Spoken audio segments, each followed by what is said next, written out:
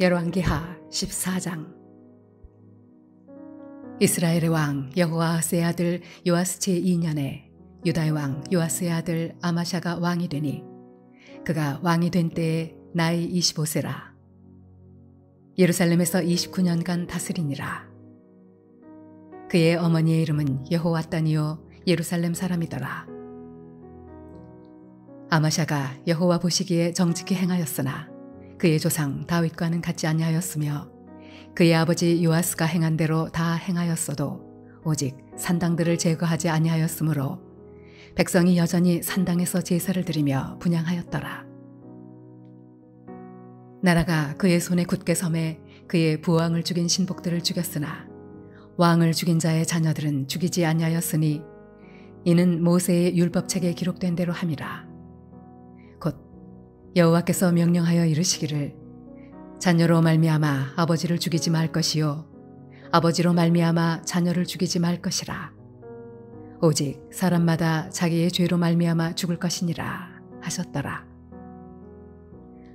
아마샤가 소금 골짜기에서 에돔 사람 10,000명을 죽이고 또 전쟁을 하여 셀라를 취하고 이름을 욕대엘이라 하였더니 오늘까지 그러하니라.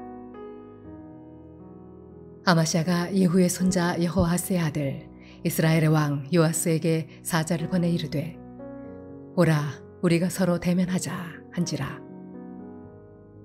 이스라엘의 왕 요아스가 유다의 왕 아마샤에게 사람을 보내 이르되 레바논 가시나무가 레바논 백향목에게 전가를 보내어 이르기를 내 딸을 내 아들에게 주어 아내로 삼게 하라 하였더니 레바논 들짐승이 지나가다가 그 가시나무를 짓밟았느니라. 네가 에돔을 쳐서 파하였으므로 마음이 교만하였으니 스스로 영광을 삼아 왕궁에나 네 집으로 돌아가라. 어찌하여 화를 자취하여 너와 유다가 함께 망하고자 하느냐 하나 아마샤가 듣지 아니하므로 이스라엘의 왕 요아스가 올라와서 그와 유다의 왕 아마샤가 유다의 베세메스에서 대면하였더니 유다가 이스라엘 앞에서 패하여 각기 장막으로 도망한지라. 이스라엘 왕 요아스가 베세메스에서 아하시아의 손자 요아스의 아들 유다 왕 아마샤를 사로잡고 예루살렘에 이르러 예루살렘 성벽을 에브라임 문에서부터 성 모퉁이 문까지 400규빗을 헐고 또 여호와의 성전과 왕궁 곳간에 있는 금, 은과 모든 기명을 탈취하고 또 사람을 볼모로 잡고서 사마리아로 돌아갔더라.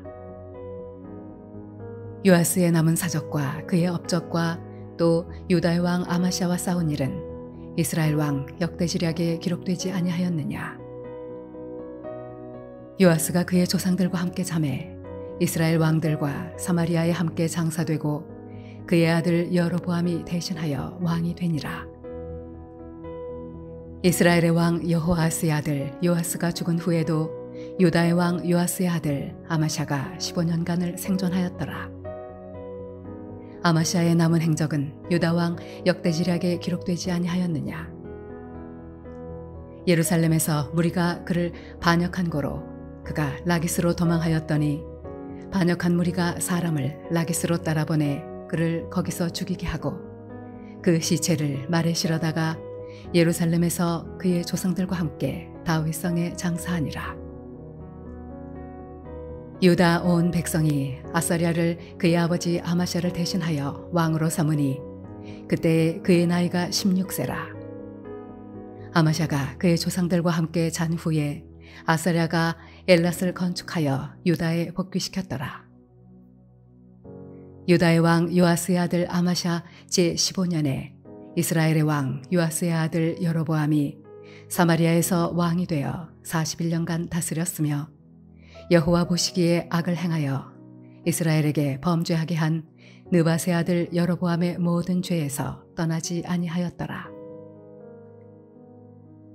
이스라엘의 하나님 여호와께서 그의 종 가드 헤벨 아미떼의 아들 선지자 요나를 통하여 하신 말씀과 같이 여로보암이 이스라엘 영토를 회복하되 하맛 어귀에서부터 아라바 바다까지 하였으니 이는 여호와께서 이스라엘의 고난이 심하여 매인자도 없고 노인자도 없고 이스라엘을 도울 자도 없음을 보셨고 여호와께서 또 이스라엘의 이름을 천하에서 없이 하겠다고도 아니하셨으므로 요아스의 아들 여로보암의 손으로 구원하심이었더라.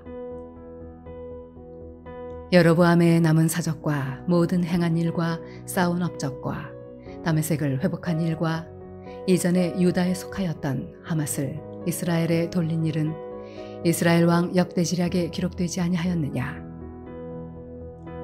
여로보암이 그의 조상 이스라엘 왕들과 함께 자고 그의 아들 스가랴가 대신하여 왕이 되니라.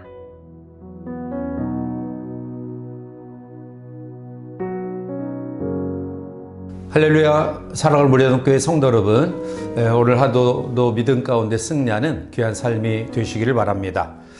열왕기하 14장은 남유다 왕 아마샤와 북이스라엘 왕 여로보암 2세에 관한 기록입니다. 특별히 북이스라엘 왕 여로보암 2세는 역사상 북왕국을 가장 강성하게 치리했던 왕인데요. 그런데 그는 그만 번영을 이루자 교만하여 하나님 앞에 죄를 저지르기 시작합니다. 본문 24절에 여호와 보시기에 악을 행하여 이스라엘에게 범죄하게 한 느밧의 아들 여로보암의 모든 죄에서 떠나지 아니하였더라 라고 말합니다. 즉 여로보암 1세가 저질렀던 죄를 여로보암 2세도 동일하게 저질렀다라는 이야기입니다. 그런데 저는 열왕기 상하의 말씀을 묵상하면서 참 이스라엘 민족의 왕들이 왜 이렇게 어리석은가 라는 생각을 곰곰해 봅니다.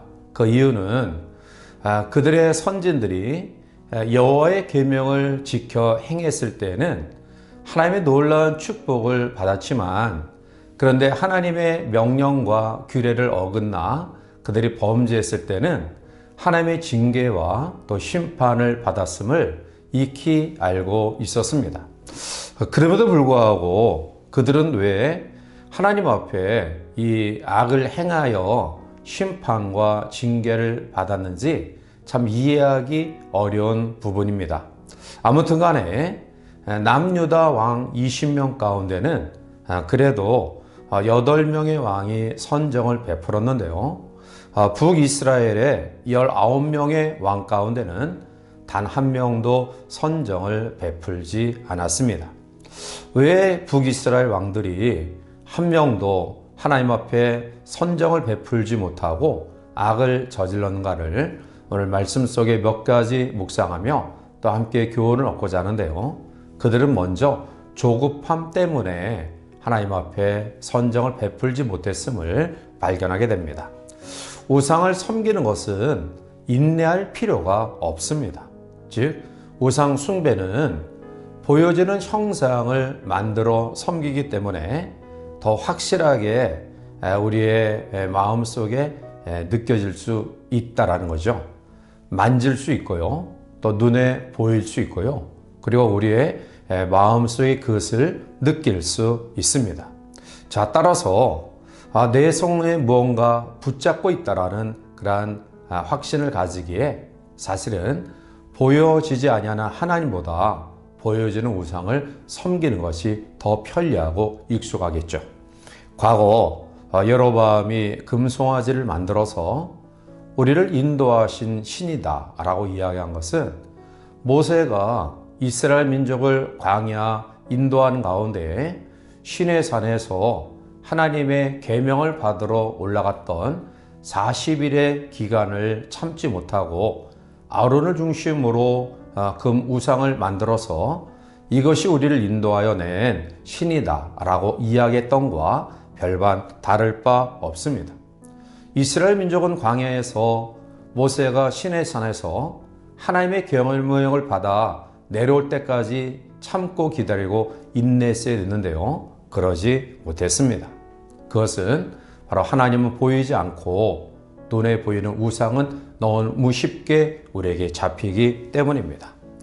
우리가 하나님을 믿는다라는 것은 무엇을 말할까요? 그것은 하나님의 말씀을 우리 마음 가운데 품고 인내하면서 끝까지 신뢰하면서 나아가는 것을 말합니다. 언젠가 하나님이 우리의 기도에 응답하신다는 사실을 믿고 신뢰하며 나가는 것이 신앙생활입니다. 그런데 그렇게 하기 싫은 거죠. 눈에 보이는 것이 너무 쉽고 편안한 마음을 주기 때문입니다. 오늘 우리도 우리의 삶의 현장 가운데 동일한 유혹을 받을 때가 있습니다. 하나님은 안 보이고요. 그리고 멀리 계신 것처럼 느껴집니다. 그래서 우리는 내 눈에 보이고 내 손에 잡히는 것을 만들어서 그것을 의지하고픈 유혹을 받을 때가 있는 것입니다. 보이지 아니하는 하나님, 그 하나님을 섬김에 있어서 때로는 내가 이러한 믿음의 열심을 가지고 있는데 왜 믿지 않는 사람들이 더 잘 될까? 그들이 더 형통해 보일까? 이러한 모습들을 가지는 순간 우리는 눈에 보이는 것에 대한 관심과 또 심지어는 그것을 만들어 섬기는 어리석음을 범하게 되는 것입니다. 북이스라엘의 19명의 왕들 가운데 단 한 명도 선정을 베풀지 못했던 이유는 그들이 바로 눈에 보이는 그러한 쉽고 편안한 그러한 것에 치중했기 때문입니다. 이 하루를 살아가면서 우리의 마음속에 보이지 아니하는 하나님, 그러나 그 하나님을 절대적으로 신뢰하는 믿음으로 우리 주어진 삶을 살아가시기를 주님의 이름으로 축복합니다. 두 번째로 북이스라엘 19명의 왕들이 여호와 보시기에 선정을 베풀지 못했던 이유는 바로 그들의 교만한 욕심 마음 때문입니다. 하나님을 섬긴다는 것은 선민으로서 하나님을 우리의 마음속에 또 왕으로 모시고 그 임재를 경험하며 살아가는 삶입니다. 그래서 늘 하나님의 음성에 귀 기울여야 됩니다. 그분의 말씀을 통해서 우리의 삶에 적용해 나가는 것이기 때문입니다. 자, 그런데 그들이 왕이 되니 모든 권력을 그가 주도하게 되었습니다. 모든 신하들을 부리고요. 또 모든 명예와 권세를 가지게 됩니다. 그러니 그들 마음속에 이제는 모든 권력을 가지고 내 마음대로 하겠다라는 그러한 욕심과 교만이 싹트게 되는 거죠. 우상 숭배는 희생을 강요하지 않습니다. 내 뜻대로 내 요구대로 구하면 됩니다. 그래서 우상을 숭배하기 시작하는 겁니다.